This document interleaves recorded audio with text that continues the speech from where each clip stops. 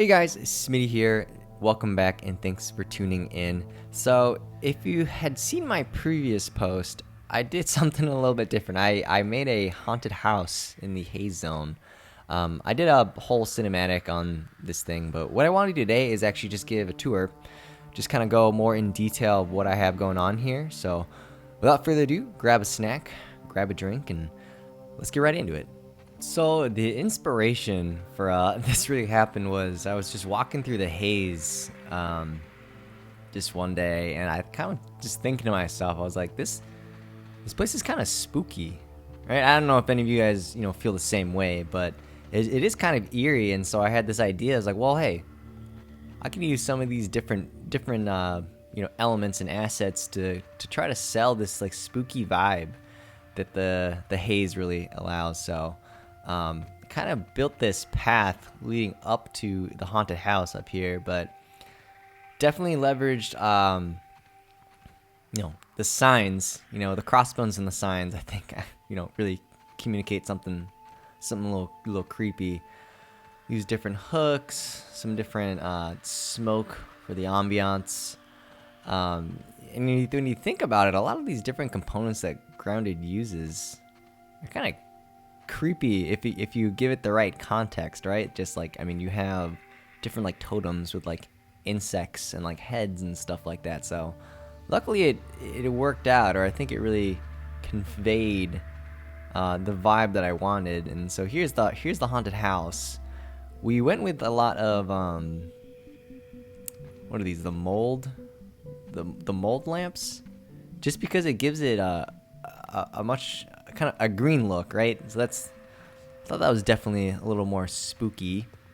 Another thing I try to do was I try to show some of these abomination guys maybe like locked in cages or something like that.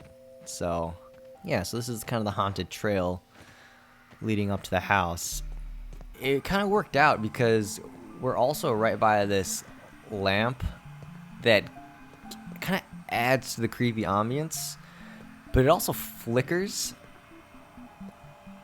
which I don't know, I guess that kind of gives it a creepy feel as well, right?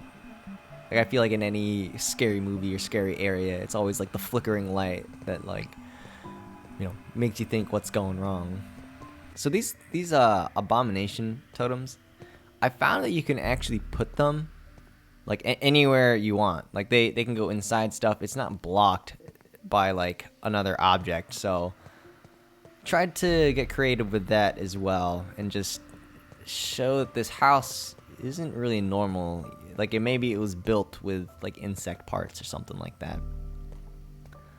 If we head around here, so yeah, this is just meant to be like, I don't know, maybe it was some kind of like torture device or something like that. Maybe it's to deter people from coming. I don't know. Like it's maybe you like walked into some sort of like cult area. That's what I had in mind, at least when I built it. There's this like under area that maybe they reside, just some lean-tos and stuff like that. And then there is a back door, but we'll go in the front. So if we go in up through the front here, so the thing about this little trophy here is, yeah, you can put it on the front door, but it doesn't actually move with the door. So hopefully they fix that. But for pure aesthetics reasons, I thought I'd leave it on there because I think that definitely looked kind of spooky. But if we go on in, as you can see, I try to give it a very like you just walked in on like a cult ritual type of vibe, right? So I use a lot of these like infected weevils with the spinning eyes, and then like kind of a cauldron, I guess is what I was going for here. And so I used, again, so like you put those abomination totems pretty much anywhere. It's not blocked by any item, and so I try to shove them all in here to make it look like it was filled with something. But also, as you can see, it looks like there's smoke coming up through the cauldron. And so what I actually did was, if you go into here, did a little, you know, creative workaround to put this this insect lure underneath it, so that when it feeds up, it goes up through the floor, and then it looks like smoke is actually coming out of the cauldron.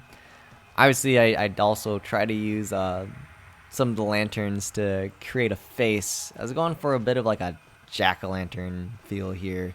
Too bad it's not Halloween, right? But it's kind of fun little exercise there. I think I pulled it off. I mean, when you walk right in, I think you can definitely tell it's a face. So if we keep on going up, and then yeah, maybe this is where they keep, you know, victims that are going to be like sacrificed into like the cauldron or something like that. I did also build some access up into, some access up to the roof, if I can get up, because I did build like a tower, but we can get up here. And yes, I mean, that's pretty much the house. So just a creative build. It's kind of weird how some of these things come to my mind when I'm walking through an area, but I mean, really what it comes down to is just a lot of like mixing and matching different parts to try to sell the scene. But hopefully what I can do here is maybe inspire some people, give some people some ideas to try to build something similar on their own. I mean, I would love to see maybe around like Halloween next year or something like that, if there was just like a build competition or something, or everyone just built their best Halloween haunted house builds in the Haze or something like that. That'd be amazing. But anyway, if you guys enjoyed the video or found it helpful in any way, please make sure you like and subscribe, and I will catch you in the next one. Thanks.